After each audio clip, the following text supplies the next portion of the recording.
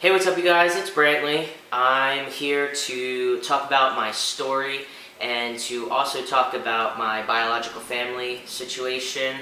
As some of you may have seen, I've made some posts and there's also been some comments and stuff in regards to my biological family.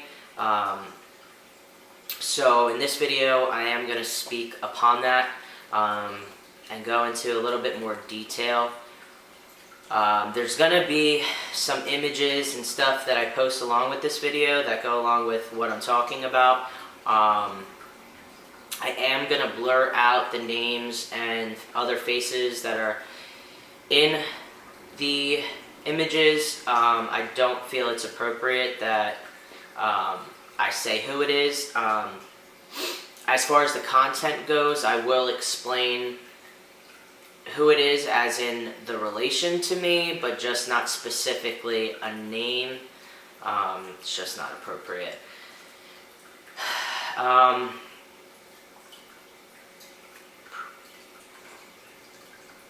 Alright, so first things first, obviously, I was born a female.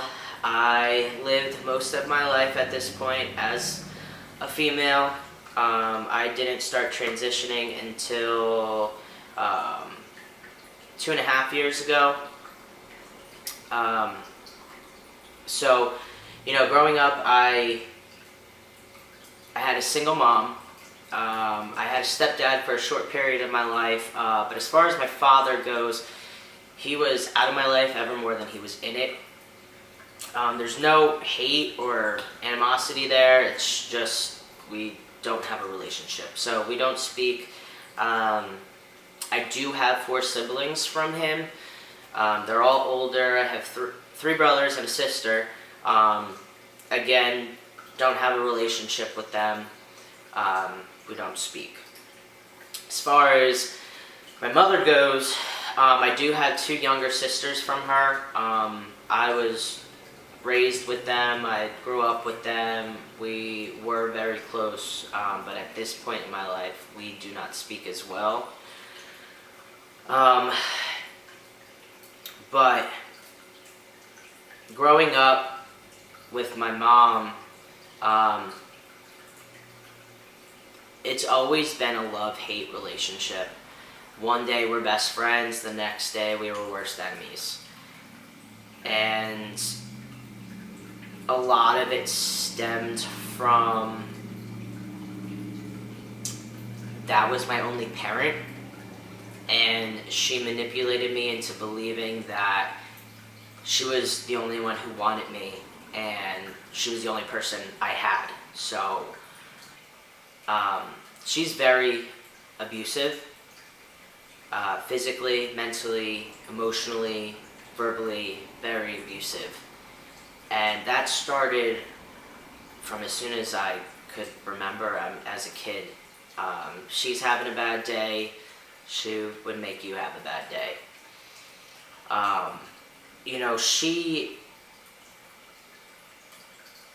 She knew when I was a toddler that I was different and I was struggling with who I was, even being so young. I don't personally remember saying it, but growing up, she threw the stories in my face, she threw the comments in my face, she rubbed it in, and, she would tell me that when I was young, I would ask her, why am I not a boy? Or why isn't my name Brian instead of Brianna? And why couldn't I wear boy clothes? Why didn't I have short hair? I was young. I didn't even know what I was even talking about. It's just how I felt on the inside. And she used that against me. And then, when it came time to, when I came out of being gay and being attracted to women, I'll never forget, the one and only thing that she said was, she will accept me to be gay, but she will never accept me to change. And still, I didn't even really understand what that meant until I got older. Um, but towards my teenage years, I started to experiment with, wearing boy clothes, and by myself, I would see what it would look like to have short hair, and I always asked if I could cut my hair, and it was always not an option, it was a no. And, some days I'd wear boy clothes, some days I'd wear girl clothes. I was just really struggling to find myself. And the days that I would come downstairs in girl clothes, she would make comments of, oh, I gotta go to the store and I have to buy It's a Girl balloon and we're gonna have a party because it's a girl. And would just make a really big deal out of nothing, but it made me suffer more, and it made me more confused, and it made me struggle even more of who I identified as and who I truly was. And she knew, and instead of helping me, she watched me struggle. And she added to it, with saying comments like that, and putting me down about wanting to be who I was on the inside. And when I turned 18, I went and I cut my hair. I cut my hair all off. I was like, I'm 18, I'm gonna do it, what I want to do. And that just brought out World War III, like, completely. I remember her seeing me the first time with my hair short, and she flipped out. She screaming, and she pinned me up against the sliding door in the back, and she put her fist up. And all she kept saying was, "You're so lucky that you're 18, and I can't put my hands on you anymore." And I got kicked out for cutting my hair. And I was out of the house for a few months, 2-3 months. And eventually, we made up, I came back, and again, I was under her control and her manipulation again. And as soon as something happened that she didn't like, she kicked me out again. It was a constant cycle of negativity, and hate, and resentment. And she just kept trying to manipulate me into being the person that she wanted me to be. But I could never be who I wanted to be. And I had to make decisions my whole life to please her and to do what she wanted me to do. I was too scared to make my own decisions, knowing where it would go. And, about almost 3 years ago now, we got into another really big argument, and she was all annoyed because I was dating somebody new at the time, and if she wasn't dating anybody, I wasn't allowed to date anybody because I filled that void for her when she was alone. So we would always butt heads if I was in a relationship and she was not. And so we were arguing over shit like that, and she told me, she was ashamed of me, that I was disgusting. I was the biggest disappointment of her life. I was a loser that's going to end up on the other side of my father's couch. I was a whore, and I was going to get STDs. I mean, everything that you could think of. I'm on my way to work, and she's calling me, screaming at me still. I hung up. She's blowing up my phone all day with nasty text messages. And I got off of work at 1 o'clock in the morning, and I went home, and all of my shit was in boxes. in the living room. Everything. Everything just in boxes, all piled up. And my mother and my sisters locked themselves in their room, and I was left out on the street. That was it. I had nowhere to go with my dog, and she's a pit bull, so it's very hard to find a place that will accept her. And I had to put her into like a dog resort so she had somewhere to stay.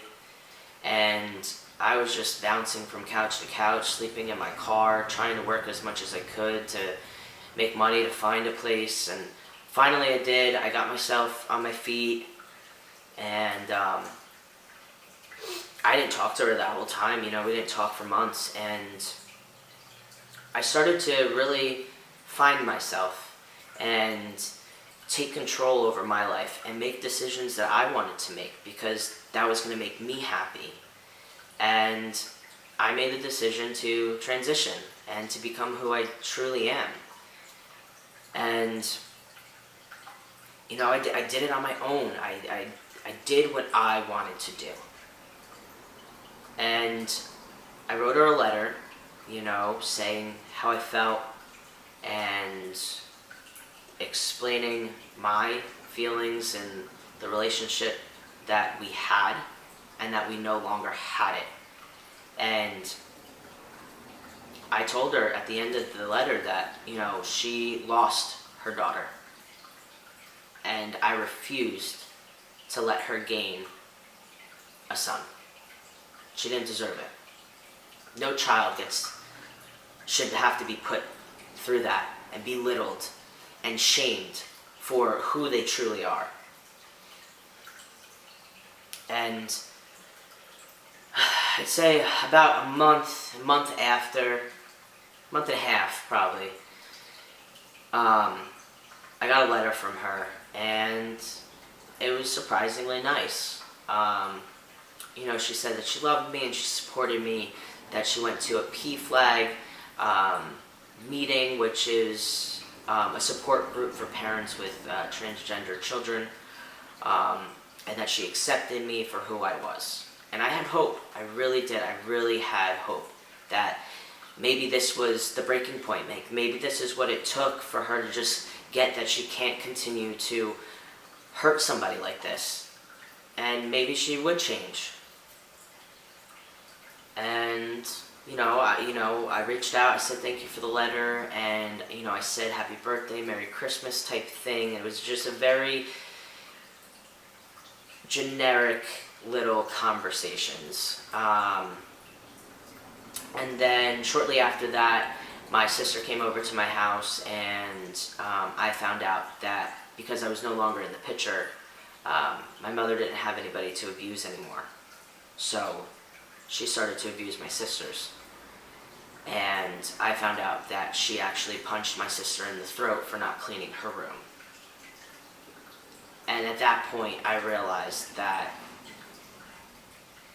she wasn't going to change, and nothing was going to be different. And I'm not going to put myself back into a toxic, negative situation that's just going to hurt me even more in the long run. It was best if I stayed away. And that's what I did. And then I started to get, holiday cards, and out of curiosity, I opened the first few. And all of them were religious cards, which she knows where I stand with that. I am spiritual, but she knows where I stand when it comes to religion, and she purposely sent religious cards. They were all addressed to Brianna. She refused to address me by my preferred name, and it was all ignorantly signed, your mother. So after getting a few cards, I realized it was just going to be the same thing over and over again. Same shit, different day. Every card addressed to Brianna. Every card signed, your mother. So I just started throwing them away. Didn't want to see them, didn't want to read them. I told my sisters that I didn't want any contact with her. The cards needed to stop. I didn't want them. And then I decided that I wanted to get top surgery. And I really didn't tell anybody. I didn't post about it like I wanted to because I was scared it was going to get back to her. Which is unfortunate. Like, I have to hide something, a decision I want to do to make myself happy just because of how she's going to react to it. She ended up finding out anyway. It was literally a week before my surgery date.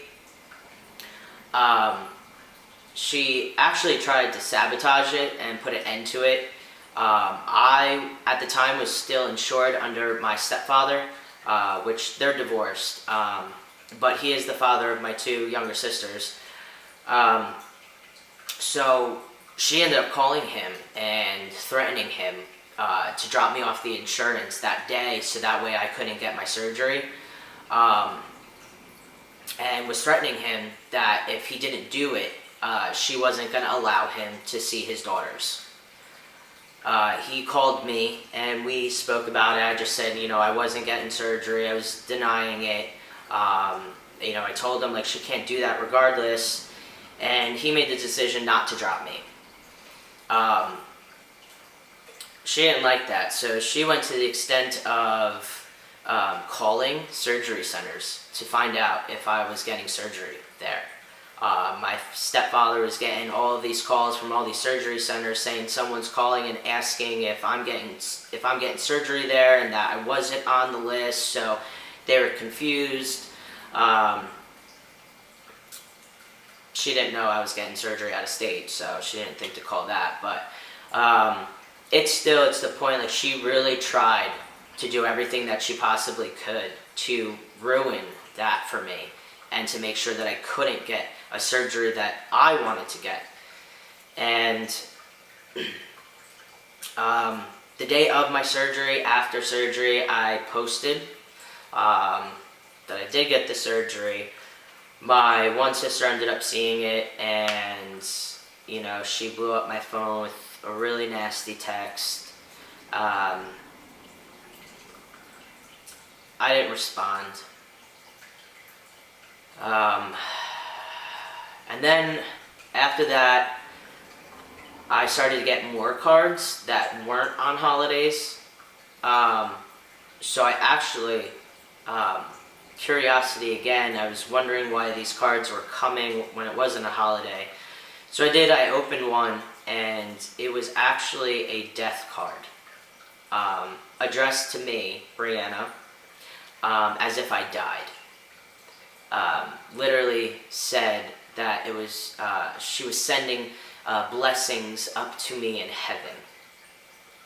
Just really, it was just disgusting.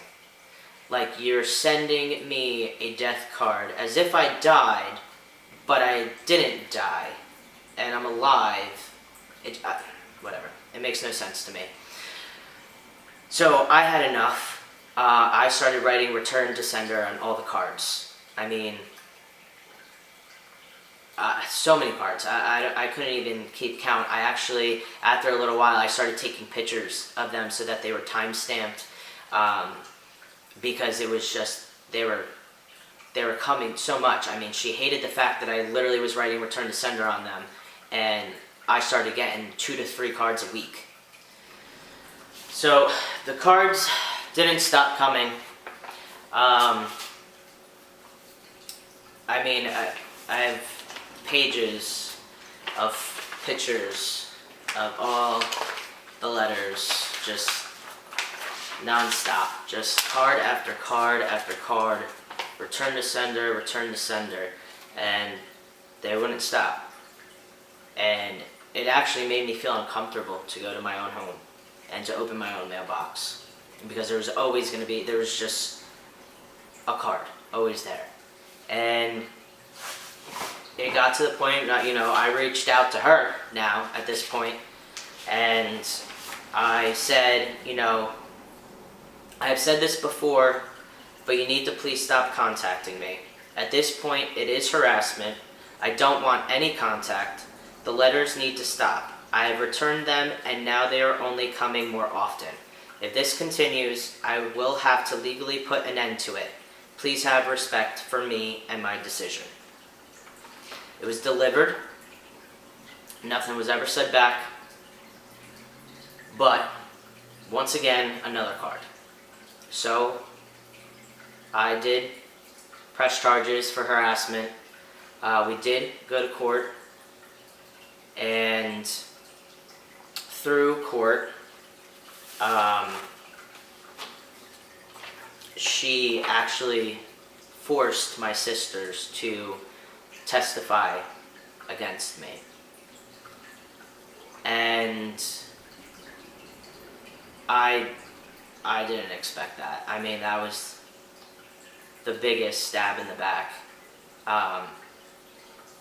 But come to find out, she did threaten them to be there. That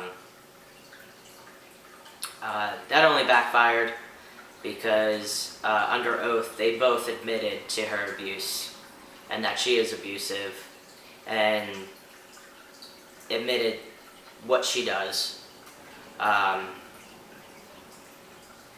And then I ended up moving, actually, before court could be over. And I did explain to them that I was moving out of state so that there was no way she could find me or know my whereabouts or that she could contact me or anything.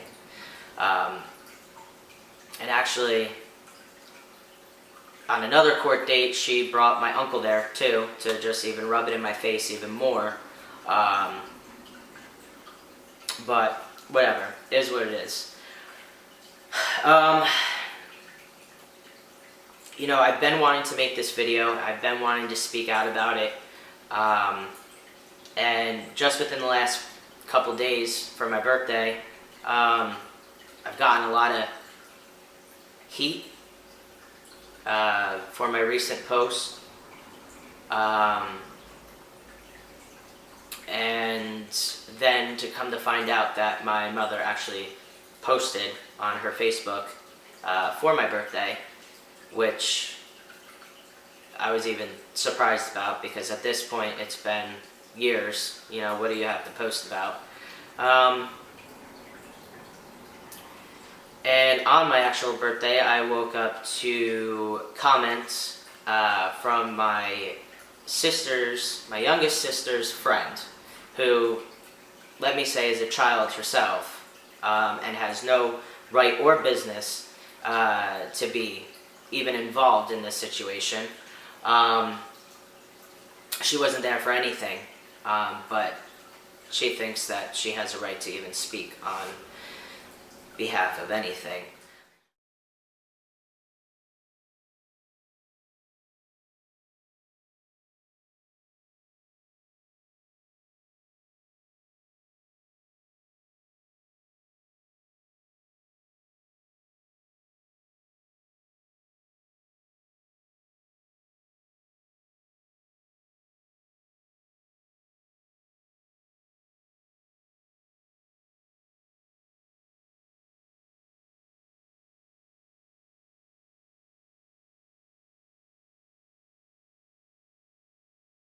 She decided that she wanted to call me an attention seeker, saying that I'm bashing my family when all they do is love and support me, and I never gave them a chance. Listen, I'm not an attention seeker. You know, I have my page, and you know, I have my profile, and I do post openly about my life and my struggles. But I do it as a support system. You know, a lot of people see my post and see my story and what I have to say, and it inspires them, and it helps them get through their struggles and their battles. And that's what I'm here for. I'm not here for fucking attention. I mean, like, that's the last thing that I want. I really don't care. You know, like, it takes a lot of strength to post and be honest and truthful about especially bad times. But it's hard. I mean, it's not an easy thing to do. You have to be so vulnerable to do it. But I enjoy doing it because of the messages that I get, that I've helped people, and the support that I could give others. That's why I do it, not for attention. So one to call me that, goodbye. and that I didn't give, my family a chance. I'm sorry, but I'm almost 3 years into my transition, and they still refuse to call me by my preferred name, call me by my preferred pronoun. I mean, I'm the most understanding when it comes to this transition. I understand I'm not the only one transitioning. The people that I surround myself with are also transitioning. I understand that. I am so okay with it. If people fuck up and slip up and accidentally call me Brie, I don't care. I get it. I get it. So the chance was always there. They just never took it. And she wants to mention the one time that my mother went to Pride with me. My mother went once, and that happened to be on a day that she woke up on the right side of the bed. And yeah, she went once, and it was because I was single. And that's when she liked me, when I was single. And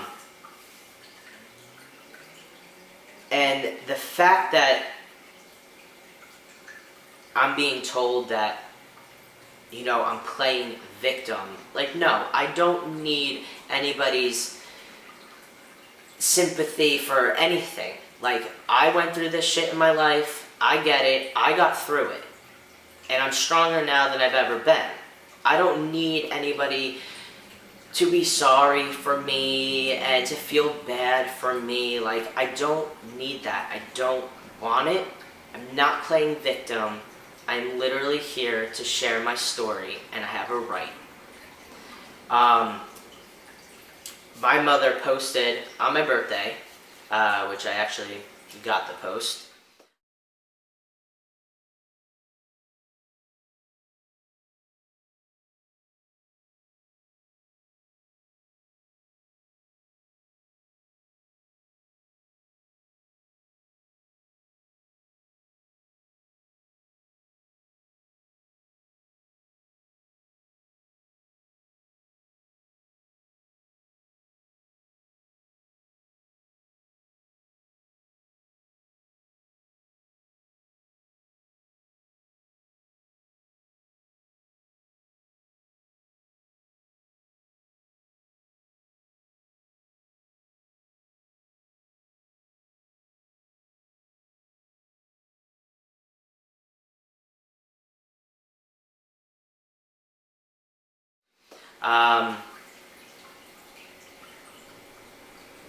Absolutely disgusting.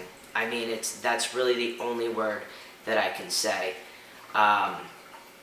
Still refuses to call me Brantley. Still refuses to call me he or him.